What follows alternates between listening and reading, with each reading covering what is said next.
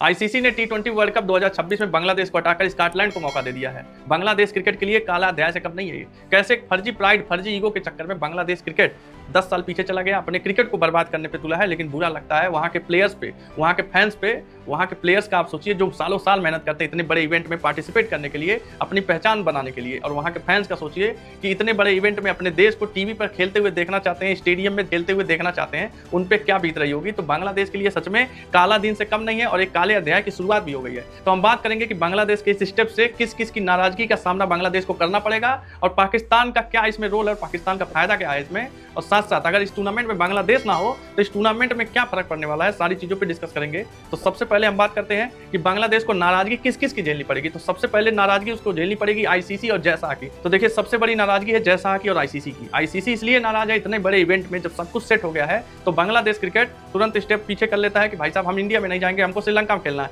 एक तरह से वो जिद पकड़ लेता है, फर्जी की जिद पकड़ लेता है, जबकि वो सिक्योरिटी का कंसर्न देता है। सिक्योरिटी का कोई कंसर्न भी नहीं था, आईसीसी से चेक भी कराता है, उसे कोई सिक्योरिटी का कंसर्न, और बार बार आईसीसी कहता भी है कि हम भरोसा आपको देते हैं कि आपको सिक्योरिटी का कोई थ्रेट नहीं होगा इंडिया में। उसके बाद भी बांग्लादेश इस जिद में था। तो बांग्लादेश की इस जिद के बाद आईसीसी और जय शाह बहुत नाराज है। देखिए अब आईसीसी कर क्या सकता है। तो सबसे पहला है कि पार्टिसिपेशन का जो फीस उसको मिलना था वो नहीं मिलेगा। दूसरा जो रेवेन्यू आता, रेवेन्यू जो शेयर मिलता है वो शेयर उसे नहीं मिलने वाला है। जो भी आईसीसी के इवेंट होते हैं उसमें जो भी रेवेन्यू आती है, जितने लोग पार्टिसिपेंट रहते हैं सबको बराबर मिलता है, जो एसोसिएट नेशन हो या फुल मेंबर नेशन हो सबको मिलता है। दूसरा उसे पार्टिसिपेशन का तो पैसा मिलता है, अगर वो खेलता एक भी मैच खेल लेता तो वो पार्टिसिपेंट माना जाता और जो भी पार्टिसिपेंट का फीस था अलग अलग वो उसको मिलने वाला था। तीसरा आप देखिए फ्यूचर में बैन कर सकता है आईसीसी अपने बड़े इवेंट में। हो सकता है बांग्लादेश को क्वालिफायर खेलना पड़े, नहीं तो हो सकता है कि आईसीसी उसे बैन ही कर दे, टूर्नामेंट में उसे हिस्सा ही ना लेने दे। और चौथा देखिए इतने बड़े इवेंट में जब लास्ट मोमेंट पे बांग्लादेश पीछे हट जाता है, मना कर देता है भाई साहब हम इंडिया में नहीं खेलेंगे, अल्टीमेटली वो यही कह रहा है कि हम खेलेंगे ही नहीं, आईसीसी के इस इवेंट में हिस्सा ही नहीं लेंगे।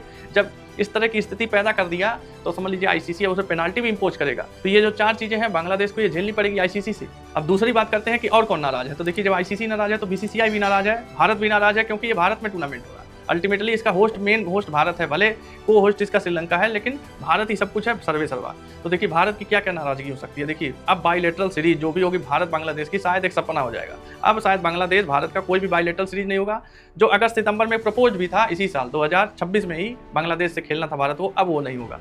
दूसरा किसी भी क्रिकेटिंग चीजों में अब सपोर्ट भारत नहीं करेगा, कोई हेल्प नहीं करेगा। अब बीसीसीआई तीसरा काम क्या कर सकता है कि देश विदेश में जो लीग चल रहे हैं जिसमें आनर इंडियन है, आनर भारत के हैं, उनसे बोल सकता है भाई साहब बांग्लादेशी प्लेयर को लेना नहीं है। तो देखिए ज़्यादातर एटमोस्ट आप समझिए 80% जो क्रिकेट के लीग चल रहे हैं विदेशों में भी, उसमें कहीं कहीं आनर भारत के ही है। तो भारत के आनर है, जैसे आईपीएल में मुस्तफिजुर रहमान को मना किया गया, उसी तरह बीसीसीआई जिद पकड़ लेगी कि बांग्लादेशी प्लेयर को लेना नहीं है। तो बांग्लादेशी प्लेयर का लॉस है, बीसीबी के जिद की वजह से बांग्लादेश प्लेयर को ये सब नुकसान उठाना पड़ेगा। तीसरी नाराजगी उसे झेलनी पड़ सकती है अपने देश के प्लेयरों का और फैंस का। देखिए उनके देश के प्लेयर कहेंगे भाई साहब हमको जब खेलने नहीं दिए, तुम इतने बड़े मेगा इवेंट में हिस्सा हम नहीं लेने दिए, तो अब जो हमारी ब्रांड वैल्यू बननी थी और जो उनको फीस मिलना था वो फीस आप हमें दो, कंपनसेशन अमाउंट हमें चाहिए। साथ साथ उनकी जो ब्रांडिंग गिरेगी उनके प्लेयरों की, ये सब चीजें विवाद का कारण भी बनेगी भविष्य में। आप देखिएगा साथ साथ उनके फैंस जो मैच देखना चाहते थे, जो वर्ल्ड कप, जैसे हम लोग सोचते हैं वर्ल्ड कप आने वाला है टी20 का, बांग्लादेश या फिर कोई भी क्रिकेटिंग नेशन जो क्रिकेट समझता खेलता है वो भी इंतजार करता है कि भाई साहब वर्ल्ड कप आ रहा है, हमको देखना है, हमारी टीम को खेलते देखना है। तो वो नाराजगी का सामना बांग्लादेश और बांग्लादेश क्रिकेट बोर्ड को करना पड़ेगा।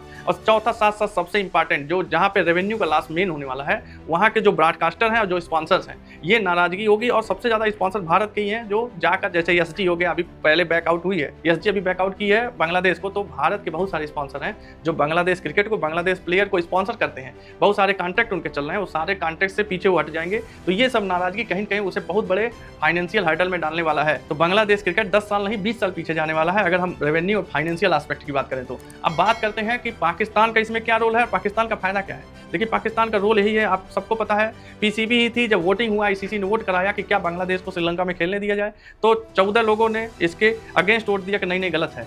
खाली 2 ही लोग कहे कि हाँ खेलने दिया जाए, एक पाकिस्तान और एक बांग्लादेश। तो पाकिस्तान सपोर्ट कर रहा है। तो देखिए पाकिस्तान का रोल यही है कि बांग्लादेश को पीछे से भाई साहब कर रहा है, बैक कर रहा है कि चलो चलो तुम आगे बढ़ो, हम तुम्हारे साथ हैं। लेकिन उसका ये कहीं कहीं भड़काना बांग्लादेश क्रिकेट को भारी पड़ गया, बांग्लादेश क्रिकेट के प्लेयर्स को भारी पड़ गया है। तो लेकिन अब देखते हैं कि पाकिस्तान का इसमें फायदा क्या है। तो देखिए पाकिस्तान का ये फायदा है, सबसे पहले नैरेटिव सेट करना चाहेगा कि बांग्लादेश जैसे छोटे देश को जब इंडिया और पाकिस्तान जैसे हाइब्रिड मॉडल पे देश खेल रहे हैं, लेकिन बांग्लादेश को दबा दिया आईसीसी ने बीसीसीआई के कहने पर। कहीं कहीं जाती हो रही बांग्लादेश के ऊपर, और स्कॉटलैंड को मौका मिला है। बांग्लादेश की टीम तैयार थी, बांग्लादेश के प्लेयर तैयार थे, उन्हें खेलने नहीं दिया गया। राजनीति हो गई आईसीसी में, आईसीसी बीसीसीआई की बात मानता है। बीसीसीआई ने बोला कि कलकत्ता में बांग्लादेश को खेलना है, तो आईसीसी भी उसको मजबूर की खेलने से, जबकि जानती थी कि बांग्लादेश इंडिया नहीं आएगा खेलने। तो ये सब नैरेटिव सेट करके कहीं कहीं इंडिया के अगेंस्ट लोगों को करेगा वर्ल्ड क्रिकेट में, और एक अपनी लॉबी भी तैयार करने की कोशिश कर रहा है बांग्लादेश को सपोर्ट करके पाकिस्तान। लेकिन शायद उसके इस फर्जी सपोर्ट के चक्कर में कहीं कहीं बांग्लादेश क्रिकेट का बर्बादी हुआ है, और कहीं कहीं ये क्रिकेट में ऑब्स्टेकल क्रिएट किया है, क्रिकेट के इस बड़े टूर्नामेंट में लेथम क्रिएट किया है।